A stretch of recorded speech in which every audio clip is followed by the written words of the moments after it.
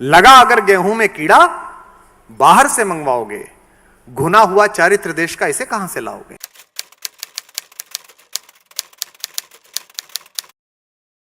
पुराने लोग यहां पर बैठे हैं, मुझे कलेजे पे हाथ रख के बताइए सर, अभी आपने बताया आपके पूज्य पिताश्री, उनसे भी पूछिएगा आपको बचपन में क्या कहानियां पढ़ाई गई थी। मेरे बचपन में क्या कहानियां पढ़ाई गई थी, मैं तो ज्यादा पुराना भी नहीं हूं। मेरे बचपन में कहानी पढ़ाई गई थी कि दूसरे का चुराना मत, दूसरे को मारना मत, जीव हिंसा मत करना। अमर चित्रकथा में आपको पढ़ाया गया था महाराणा प्रताप। अमर चित्रकथा में आपको पढ़ाए गए थे छत्रपति शिवाजी, जिनका एक सेनानायक दुश्मन की एक महिला को लूट लाया और कहा कि मैं आपके लिए इस खूबसूरत लड़की को लेकर आया हूं। तो शिवाजी ने उसको डांटा और उनसे कहा कि मैं अपने सेनापति की ओर से क्षमा चाहता हूं, आप बड़ी खूबसूरत हैं, मेरी मां भी आप जैसी सुंदर होती तो मैं भी आप जैसा सुंदर होता। ऐसा कहने वाला शिवाजी पढ़ाया गया। अब आपके बच्चों को क्या पढ़ाया गया? आपके बच्चों ने कौन देखा? आपके बच्चों को सारे वो प्रतीक पढ़ाए गए जो पुरुषार्थहीन हैं। हमें बचपन में क्या पढ़ाया गया?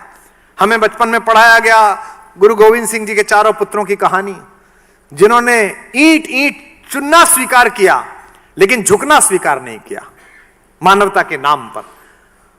आपके बच्चों को क्या पढ़ाया जा रहा है? अब क्या पढ़ाया जा रहा है? फेरी पढ़ाई जा रही है जो अचानक प्रकट होती है, सब काम कर देती है।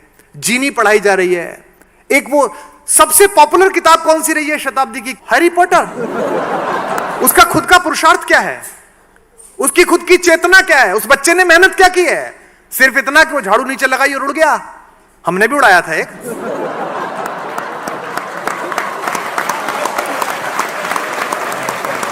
उसमें तो फिर भी पुरुषार्थ था, गली गली मेहनत की थी, भाषण दिए थे, रैलियां की थी। ये तो बिना पुरुषार्थ का हैरी पॉटर। और सीरीज पे सीरीज। यह आश्चर्य का विषय लग सकता है लेकिन बहुत गंभीर है। लगा अगर गेहूं में कीड़ा, बाहर से मंगवाओगे। लगा अगर गेहूं में कीड़ा, बाहर से मंगवाओगे, घुना हुआ चारित्र देश का इसे कहां से लाओगे।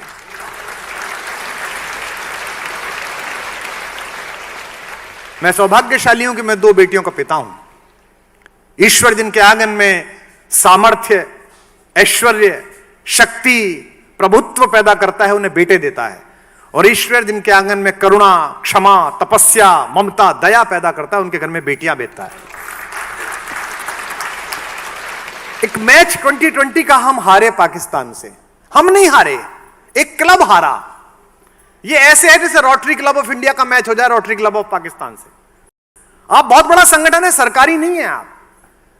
आप देश की अस्मिता को वहन करते हैं पर आप देश की अस्मिता नहीं है। You are not authorise for that. एक क्लब हार गया। एक बहुत खूबसूरत लड़की और एक बहुत खूबसूरत लड़का हिंदुस्तान का, जो अपनी टैलेंट के बल पर यहां पहुंचे हैं, विराट कोहली और अनुष्का। वो कोई बड़े बाप के घर में पैदा नहीं हुए दोनों बच्चे। उन दोनों ने अपने क्षेत्रों में मेहनत की है। एक ने अभिनय में मेहनत की है, एक ने पिच पर पसीना बहाया है। उन दोनों के संयोग से एक बच्ची पैदा हुई है। उस बच्ची के लिए थ्रेट देता है एक लड़का। कहीं कोई सीरियस फ्लॉ है कोई? और शर्म इस बात पर करिएगा और इस बात पर दुख मनाइए कि वो लड़का कोई मवाली नहीं है, कोई बेपढ़ा लिखा लड़का नहीं है। मेरे और आपके टैक्स के पैसे से वो IIT में पढ़ा है, 60 लाख रुपए साल की नौकरी करता है। यानी कि आप ये भी नहीं कह सकते साहब शिक्षा नहीं हुई थी। साहब इसका मतलब शिक्षा भी हुई थी भाई, अच्छे इंस्टीट्यूट में पढ़े थे भाई साहब। 2-4-5 करोड़ रुपए मैं टैक्स देता हूं, 2-5 करोड़ रुपए आप देते होंगे, उस टैक्स के पैसे से उसे पढ़ाया था। मैच हार गई अगर टीम, तो आप बच्ची का फोटो लगा के थ्रेट दे रहे हैं। इसका मतलब यह है कि आत्मा के खाने में कहीं प्रॉब्लम है। राजनीति से उम्मीद मत करिएगा, वो विश्व में सदा ही ऐसी रही है। वो मनुष्यों का प्रयोग अपनी शक्ति के लिए करती रही है। और मैं मानक रूप से कह सकता हूं, I am an authorised person to say this. I have gone through this. कहना आसान है। ईमानदार की क्या परिभाषा है? जिसे बेईमानी का अवसर मिला उसने ना किया हो। पवन जी जानते हैं कि मुझे पता चला, मेरे ऑफिस से इनकी बातचीत हुई रेम्यूनरेशन को लेके कि इतना लेंगे इतना नहीं लेंगे। मुझसे बहुत लोग कहते हैं कि साहब आप इतने महंगे क्यों हो, 15-20 लाख रुपए क्यों लेते हो? तो मैं अक्सर अपने सेठ मित्रों से कहता हूं कि तुम क्या चाहते थे मुझसे? कि मैंने 2 लाख करोड़ रुपए की 2 साल सरकार चलाई तो उसमें 10,000 करोड़ चुरा लेता और फिर तुमको फंड देता कि आओ मैं रोटरी में मुख्य अतिथि बन के आता हूं, 1 करोड़ तुमको दे देता हूं। इस देश में कोई नहीं पूछता कि आप एक बार विधायक बने थे, 30 साल से आप कैसे घूम रहे हैं इस पजेरों में, हर साल गाड़ी कैसे बदल जाती है। ऐसा कौन सा महान काम आपने किया है? ऐसी कौन सी यूरेनियम की खदान मिल गई है आपको कि पूरे विश्व में बेच रहे हैं आप? ये सदा ऐसे ही चलेंगे। इनके प्रति गुस्सा करिए, नफरत करिए, बदलते रहिए, किसी पार्टी के हो जाइए, किसी के मत होइए, लेकिन मूल जिम्मेदारी आपकी है इस देश की आत्मा को बचाना, इस देश के मन को बचाना। वो जो मन था जो गांव की लड़की को अपनी लड़की मानता था, वो जो मन था कि जो चींटी को आटा खिलाता था, वो जो मन था कि जिसके दरवाजे पर आकर गाय सिर मारती थी और खाना बनाती हुई आपकी मां कहती थी लाली गैया आ गई जरा रोटी दिया, वो मन कहां चला गया? वो थोड़ा बहुत बचा है तो फेसबुक पे पड़ा है, नेकी कर फेसबुक पे डाल, अपने कस्बों में करें। अभी समस्या क्या हो गई है? धर्म का मतलब, आध्यात्म का मतलब, गीता का, रामायण का, वेद का मतलब बुजुर्ग लोग, बूढ़े लोग, उनको धर्म की इतनी आवश्यकता नहीं है, क्योंकि धर्म को अप्लाई जिस फील्ड में करोगे वो तो जवान को चाहिए, वो तो युवा आदमी को चाहिए। तो आप सबके इस फाउंडेशन में नींव जो आपने कार्यक्रम रखा है, इसकी नींव में मनुष्यता का और भारतीयता का जल मिलाइए। जैसे नींव में नीचे जब घर में नींव पूजन होता है तो वो छोटा सा कछुआ रखा जाता है ना, चांदी का, एक सांप रखा जाता है, पंडित जी कहते हैं।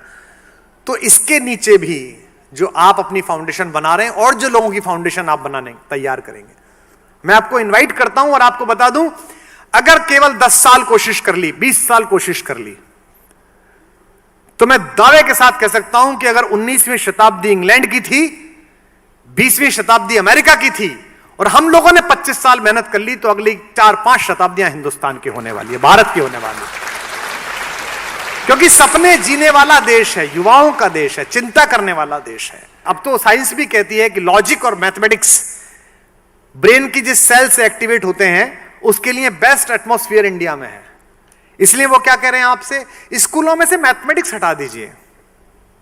मैं एक सूचना आपको और दे दूं चलते चलते, अभी मैंने पहली क्लास से लेके 8वीं क्लास तक की हिंदी की किताब लिखी, तो कुछ ज्ञानियों ने मुझे कहा कि आपने 8 किताबें लिखी, इतनी मेहनत करी क्यों की? इससे तो आप कोई और किताब लिखते, रॉयल्टी में 5 करोड़ 10 करोड़ रुपए मिलते, इसमें तो कुछ मिलेगा नहीं, स्कूलों में भेजेंगे इनको। मैंने इसलिए वो किताबें तैयार की और इसलिए लिखी कि मैं किताब देख रहा था, बच्चे को कविता सिखाई जा रही थी, 10 साल की छोकरी लिए आम की टोकरी। Have you heard that? देती नहीं आम है, बताती नहीं दाम है। एक छोटे बच्चे को आप सिखा रहे हैं कि लड़की को छोकरी कहा जाता है। एक बुढ़िया का फोटो था, उस पर लिखा था कि बुढ़िया दादी दिन भर बकबक करती, काम नहीं है कुछ भी करती दादी। आप क्या सिखा रहे हैं? फिर उसके बच्चे भी इस दिन आपके लिए कहेंगे कि दादी दिन भर बकबक करती, फिर आप कहेंगे बच्चों को कुछ सिखाया नहीं है, क्योंकि आत्मा का इंटेक ही दूषित कर दिया। और मैंने इतनी रिसर्च की पवन जी, इतना ज्यादा मैंने शोध किया कि मैंने एक छोटी सी कविता लिखी कि गर्मी में टिंकू दादी के घर से बीज घिए का लाया, आंगन के कोने में उसने जाकर बीज दबाया, पूरे घर ने मिलकर उसको खाद और पानी पिलवाया। ऐसी मैंने कविता लिखी। तो रात को सोचते सोचते मैंने सोचा ये तो गलत लिख दिया, दादी कैसे लिख दिया? अगर टिंकू दादी के घर गर्मियों की छुट्टी में जा रहा है, इसका मतलब दादी कहीं और रहती है और टिंकू मम्मी पापा के साथ कहीं और रहता है, ये तो गलत संदेश है। तो फिर मैंने उसको सही करवाया कि छुट्टी में नानी के घर से, क्योंकि नानी तो फिर भी मामा के साथ रह लेगी, दादी तो बाप के साथ रहनी चाहिए। अगर दादी बाप के साथ नहीं रहती फिर कैसा घर है?